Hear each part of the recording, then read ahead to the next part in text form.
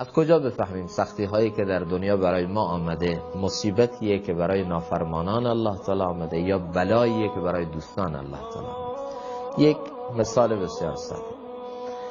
اگر اون سختی و صعوبت باعث تقرب بیشتر ما به الله تعالی شد و باعث شد که ما در دعا، انابت، رجوع الی الله و در اعمال بیشتر قوت بگیریم، بیشتر تقرب به الله حاصل بکنیم، این نشانه اینه که این بلا هست و از جنس اون سختی هایی هست که الله تعالی به انبیا و دوستان خودش میده و جای نگرانی نیست.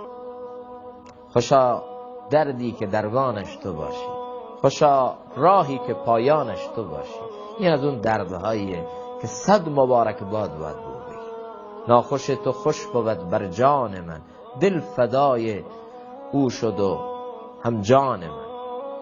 و اگر دیدید سختی ها، مشکلات، صعوبت ها باعث شد معاذالله دور بشیم، در دعا کمی آمد، در تضرع کمی آمد، ما بین ما و خدا پرده و حجاب ایجاد شد، از خدا بدگمان شدیم، از خدا دور شدیم، بدونید که اینها مصیبت هستند و بدونید که اینها تازیانه هایی هستند که الله تعالی برای بیداری ما داره میزنه. ولنذیقنهم من العذاب الادنی دون العذاب الاکبر لعلهم یرجعون.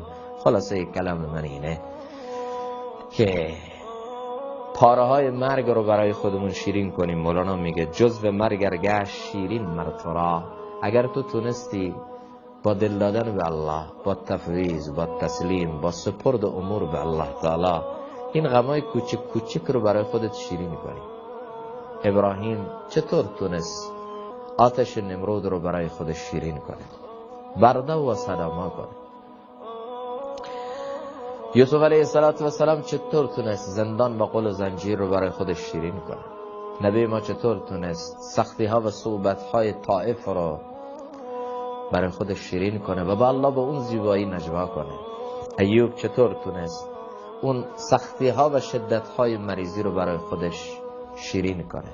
اگر تو این هنر رو پیدا کردی که در لابلای این سختی ها و صعوبت ها اینا رو تونستی با تفویض و تسلیم و سپرد امور به الله شیرین کنی.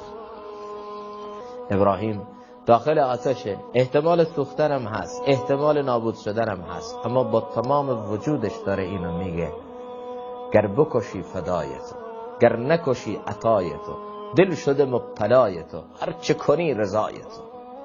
به جرم عشق تو هم میکشند و خوش قوقاییست، تو هم بر لب بام آ که خوش تماشاست.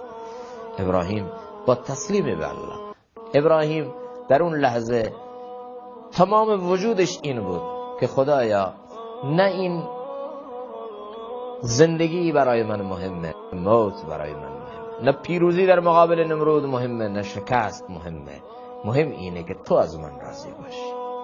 اگر تو شهادت منو امروز میخوای و اگر تو خلاص شدن عمر من رو اینجا میخوای و تو از این راضی میشی، این مقصود من. ولی اگر تو ادامه حیات من رو میخوای، من هم یا الله به همون راضی هستم.